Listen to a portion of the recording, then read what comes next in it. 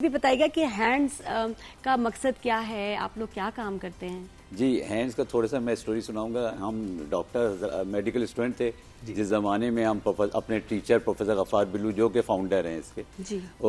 उनके साथ मिलके कराची के रूरल एरिया में सिविल हॉस्पिटल कराची डॉ मेडिकल कॉलेज से बाहर निकल के मेडिकल कैंप लगाया करते थे। ठीक। मेडिकल कैंप से एक कहानी शुरू हुई है तो हमें एहसास हुआ कि नहीं, एक पूरा इदारा होना चाहिए जो लोगों की खिदमत करे। और फिर हेल्थ से शुरू किया था, तालीम पे आ गया, फिर एक रोजगार दिलाने का प्रोग्राम शुरू हो गया, फिर जनाब वाटर सैनिटेशन शुरू हो गई।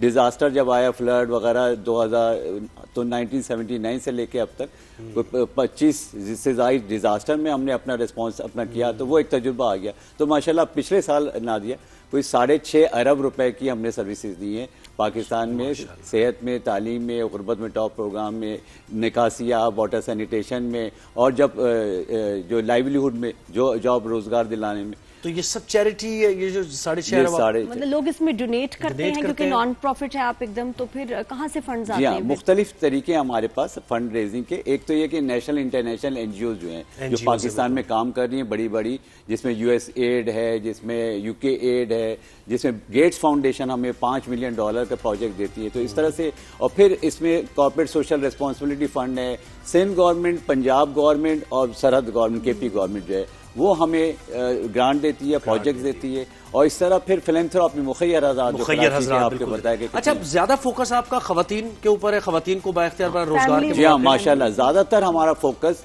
अब मैं बताऊं, जैसे अगर इससे आपको पता चले हमारे 10,000 एम्प्लॉई में 7,000 एम्प्लॉई खवातीन है माशाल्लाह। तो अल्हम्दुलिल्लाह, तो ये हमारा काम है। और एजुकेशन में आपको 60-70% फीमेल स्टूडेंट्स मिलेंगी।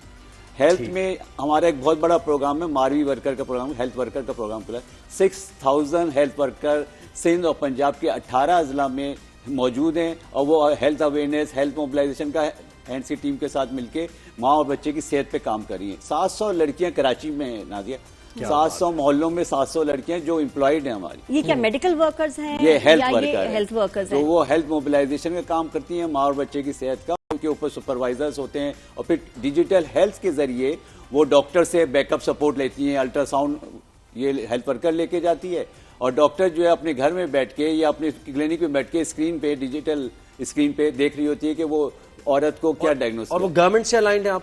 गवर्नमेंट हमें डिफरेंट काइंड। अब मैं हाउसिंग का दिखाऊं, जो गवर्नमेंट की बात की ना, हाउसिंग में हमें पाकिस्तान सिंध गवर्नमेंट 20 लाख घर बना रही है, उसमें 3,70,000 हैंड्स बना रही है। 1 लाख उसमें से तकरीबन कोलैबोरेशंस के साथ ना, जबरदस्त। तो इसी तरह गवर्नमेंट के साथ एजुकेशन के हमारे कोई 40 स्कूल जो हैं वो गवर्नमेंट के साथ हैं, आउट ऑफ 750 में जो स्कूल हम चला रहे हैं। 2.25 लाख बच्चे इन स्कूल में पढ़ रहे हैं, 4,700 टीचर्स, और उनकी सारी ट्रेनिंग, उनकी किताबें, उनके यूनिफॉर्म, उनके मैनेजमेंट पूरा का खर्चा वो हैंड इन्हीं 6.5 अरब रुपए से बर्दाश्त किया। इसमें तो एक बड़ा काम जो अभी मिसिंग है वो डिसेबिलिटी के ऊपर है। डिसेबिलिटी के ऊपर हमारे पास, हम डिसेबिलिटी ऑर्गेनाइजेशन के साथ मिलके, जो पाकिस्तान में बड़े डीपीओ कहलाती हैं, वो ऑर्गेनाइजेशन होती हैं जो सिर्फ डिसेबिलिटी पर्सन में डिसेबिलिटी के लिए काम करती हैं, उनके साथ मिलकर हमने कवानीन बनाए थे पिछले 5 साल पहले। इनके राइट प्रोटेक्शन के कवानीन नहीं थे पाकिस्तान में, तो हमने मूवमेंट चलाई।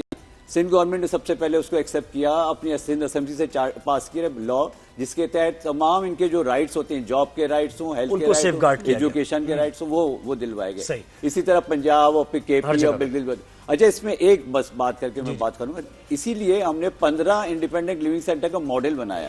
उन 15 में से एक में हमारी यहीं से बात का आगाज करवाते हैं हमारे साथ शाहीना अली। 6 साल पहले इन्होंने ज्वाइन किया हैंड्स को, और इनकी क्या स्टोरी है, और ये एक स्पेशल प्रोग्राम हेड कर रही हैं यहाँ। जी शाहीना, हाउ आर यू? अस्सलाम वालेकुम। बिल्कुल ठीक, कैसे हैं मैम? आप ठीक हैं? सबसे पहले तो थैंक यू सो मच, आप लोगों ने हमें बुलाया। मेरा ताल्लुक जो है वो गिलगित बल्तिस्तान से है, और हमारे माशरे में एक लड़की होना बहुत बड़ा चैलेंज है, और साथ में डिसेबिलिटी भी हो, तो मुझे ऐसा लगता है कि वो डबल डिस्क्रिमिनेशन वाली बात आ जाती है। मेरे माशाल्लाह से 3 भाई हैं। मेरे 3 साल की एज में मुझे पोलियो का डायग्नोज हुआ था, और मेरी फैमिली को समझ नहीं आई थी कि मुझे क्या हुआ है। इसी तरह ज़िंदगी चलती रही, और मेरे अब्बू को किसी डॉक्टर ने बोला कि अगर आप अपनी जायदाद भी बेच देंगे तब भी आपकी बेटी का इलाज नहीं हो सकता है, आपकी बेटी बिल्कुल पैरालाइज हो गई है।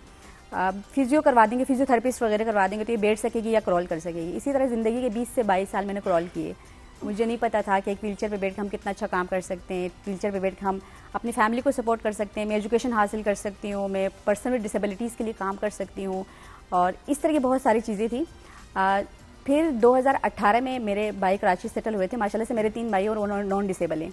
बचपन से वो लोग जब पढ़ने जाते थे तो मुझे एक तड़प होती थी कि अल्लाह ताला मुझे ज़िंदगी में कभी मौका दे तो मैं भी जाकर पढ़ूंगी स्कूल में, ये इनकी तरह मैं भी काम करूंगी, मैं भी अपनी फैमिली को सपोर्ट करूंगी। दूसरे सारे कजन्स को देखकर बड़ी एक अंदर से वो जलती रहती थी, पर हमेशा मैं बड़े ख्वाब देखती थी कि एक दिन मेरे लिए वैन आएगा, मैं भी जाऊंगी स्कूल पढ़ूंगी, इस तरह की चीज़ें। तो फिर हैंड से कैसे आपका ये? तो जब मैंने 2018 में मैं कराची आई तो मुझे डिसेबल वेलफेयर एसोसिएशन के बारे में पता चला, जो कि पर्सन विद डिसेबिलिटीज़ के लिए काम करता है हैंड के साथ कोलेबोरेशन में। तो मैं उस सेंटर में गई एक इलेक्ट्रिक व्हीलचेयर के लिए, क्योंकि एक बच्चा था जो बहुत ज़्यादा सीवियर था इलेक्ट्रिक व्हीलचेयर पे, वो कुछ ग्रोसरी लेके आ रहा था ऑफिस। तो मेरे कज़न ने उसको देखा, उसके दिमाग में ये आइडिया है कि यार इस तरह का कोई व्हीलचेयर मैं भी अपनी कज़न के लिए लेके जाऊँगा, वो भी कभी घर से बाहर निकल जाएगी। यही सोच के उसने मुझे कॉल कर ली।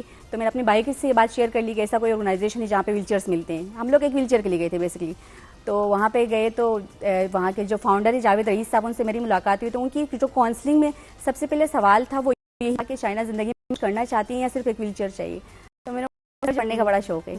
तो उस सेंटर के वो तमाम सर्विसेज बताया मुझे कि हम एजुकेशन पे काम करते हैं, हेल्थ पे काम करते हैं, आईटी पे काम करते हैं। आप कैसे करती हैं मुझे बताएं कि अब खवातीन सर अब मैं बता दूं कि इसके अंदर क्योंकि वक्त भी हमारे पास कम है ना, इसलिए हम चाह रहे हैं कि पूरी थोड़ा सा कहानी ये समझ ले कि ये इंडिपेंडेंट लिविंग सेंटर किस तरह काम करते हैं। यहाँ पे हमारे प्रोफेशनल पर्सन विद डिसेबिलिटीज होते हैं, वो बहुत एक्सपर्ट एंड ट्रेंड है। वो घरों में जाते हैं, घरों से आपको पता है हमारे घरों में माजूरों को बंद करके रखा जाता है, बाहर नहीं निकलते। उनको घरों से लाना, उनको मोटिवेट करना, जैसा शाइना को मोटिवेट किया, मोटिवेट करना, उनको असेस करना, और उनकी अपनी जिंदगी की कहानी सुन के ना लोग फिर ज्यादा मोटिवेट होते हैं, उनको हिम्मत आती है कि यार ये कर सकती हैं तो हम क्यों नहीं। यही वाली सीन मेरे साथ हुआ था जब मैंने उस सेंटर की विजिट की थी ना, तो हर बंदा व्हीलचेयर पे बैठ के बहुत अच्छा काम कर रहा था। तो मेरे दिमाग में एक आइडिया है कि यार इतने सीवियर हो गए ये लोग, इतना अच्छा काम कर रहे तो फिर मैं क्यों नहीं कर सकती। ये चीज़ मुझे बड़ी मोटिवेट कर रही थी अंदर से। फिर मैंने उसी सेंटर से 2.5 साल बेसिक एजुकेशन ले ली। उसके बाद अल्लामा इकबाल ओपन यूनिवर्सिटी से मैंने मैट्रिक कर ली। आज अल्हम्दुलिल्लाह मैं सेकंड ईयर सारे ख्वाब पूरे किए। और उसके अलावा मुझे 2021 में एक अवार्ड मिला था, जो कि पाकिस्तान से तकरीबन 150 पर्सन विद डिसेबिलिटीज लड़कियां सिलेक्ट हुई थी, और उसमें मेरा नाम सिंध से जो है नॉमिनेट हुआ था, जो कि स्टेप नाम की ऑर्गेनाइजेशन करवाती है। 2022 में मुझे हेनरी विस्कार्डी अवार्ड मिला, जो कि अमेरिकन गवर्नमेंट करवाती है। पूरे वर्ल्ड से 5 लोग सिलेक्ट हुए थे और पाकिस्तान से मेरी सिलेक्शन हुई थी। 2023 में मैंने वो भी अवार्ड मिला आपको? जी बिल्कुल। 2000 शाइना एक चीज थोड़ी सी और भी मैंने पूछनी, जिस पे हम अक्सर बात करते रहते हैं, पोलियो। आपको पोलियो क्यों हुआ कि आपको वो ड्रॉप्स नहीं पिलाए गए? आपकी फैमिली, ये एक बड़ी इंपॉर्टेंट बात है, हुई क्यों? असल में मसला ये होता है कि फैमिलीज ना अवेयर नहीं होती है, किसी भी घर में नहीं ड्रॉप्स पिलाए गए, आपकी फैमिली में किसी बहन भाई को किसी को नहीं पिलाए गए होंगे, क्योंकि मैं बीच की थी, मेरे से 2 बड़े भाई थे, वो लोग तो नॉर्मली थे अल्हम्दुलिल्लाह। तो जब मुझे हुआ तो उसके बाद जब इनको पता चला कि ये कोई वायरस है जो लग सकता है, तो मुझे याद है कि मैंने 15 साल तक वो ड्रॉप्स पिए हैं। जब मैंने उनको बोला कि नहीं मैं तो ठीक नहीं हो सकती, अब मुझे क्यों पिला रहे हो आप लोग, मैंने खुद इस चीज को छोड़ ही दिए। तब जाकर उनको एहसास हुआ कि आप तो पोलियो कैंपेन का भी हिस्सा आप बने। अल्हम्दुलिल्लाह सर मैं इसमें हिस्सा लेती हूँ। पोलियो की टीम हमारे पास आती है, फिर उनके साथ जाकर हम लोग अल्लाह आपको और हिम्मत दे। माशाल्लाह अपने ख्वाब खुद इन्होंने अपनी हिम्मत से पूरे किए हैं। इसमें पूरे टीम होता है, स्पेशली मैं हैंड्स पाकिस्तान का और डॉक्टर तनवीर साहब का बहुत शुक्रिया अदा करूंगी, जो कि पूरे पाकिस्तान में इस टाइम इंडिपेंडेंट लिविंग सेंटर्स को रन कर रहे हैं, और हैंड्स हमें फंड कर रही होती है, और हम जाके पर्सन विद डिसेबिलिटीज़ को घरों से निकालते हैं, उनको बताते हैं कि अपने डिसेबिलिटी को मैनेज करके इस व्हीलचेयर पे बैठ कर आप कैसे जिंदगी एक अच्छी जिंदगी ताकत कैसे बनाना है। हर एक को अपना एक रोल इसमें प्ले करना चाहिए, सपोर्ट करना चाहिए, और देखें कि हैंड्स कितना कमाल काम कर रहा है। डॉक्टर शेख तनवीर साहब बहुत शुक्रिया, आपने हमें वक्त दिया। शाइना आपने हमें वक्त दिया।